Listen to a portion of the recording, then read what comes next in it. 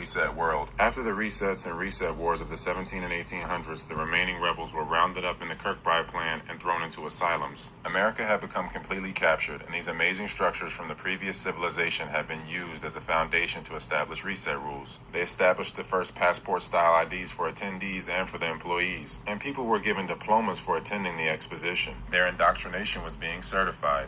The entry passes were printed by the same people that print the money. ABC Corp. They produced the money, the stamps, and the stock certificates. This company primed the population for fiat currency after the 1775 to 1815 reset period. Look, these events literally trained the population to be racist. They even had human zoos to reinforce social Darwinism. And they promoted Darwinism in their flyers. Why would you need to normalize harmful stereotypes if you were the builders of civilization and you controlled slaves for hundreds of years? Wouldn't you already hold those views? Why would you need cakewalks and things like this to feel better if you've already seen it for hundreds of years? These fairs were a mechanism to train fiat people with fiat money and give them pseudo status. These cities were empty after the resets, and they were being repopulated with these orphan train babies and incubator babies. Look, see?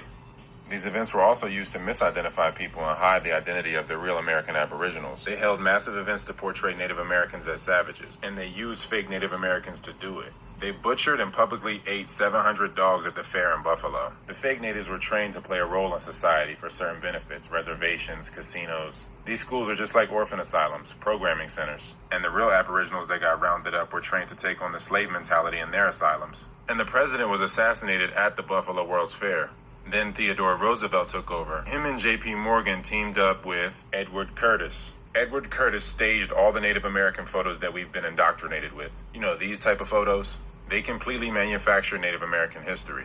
Because if everybody is an immigrant and the people that were supposedly there first were just savages, you deserve to rule the land. And the human zoos were used to treat all dark people as a monolith of savages. But these are pre-colonial permanent fireproof buildings. First-hand account of how they're permanent buildings, and many of these buildings still stand today. Fairs from east to west coast, massive permanent structures, like the Eiffel Tower, and why would they need to build temporary buildings like this if they already have old world buildings in Paris? And these are cropped vanilla sky construction photos. Just like this cropped vanilla sky photo, they literally edit the sky out. This is a display of ethereal technology. All these events are used to unveil technology. This was ubiquitous technology. Tesla supposedly learned about remote electricity at the Paris World's Fair. Shortly after, at the Buffalo event, Tesla's technology was used to light up the fair. And it's funny, there's no footage or audio of Tesla.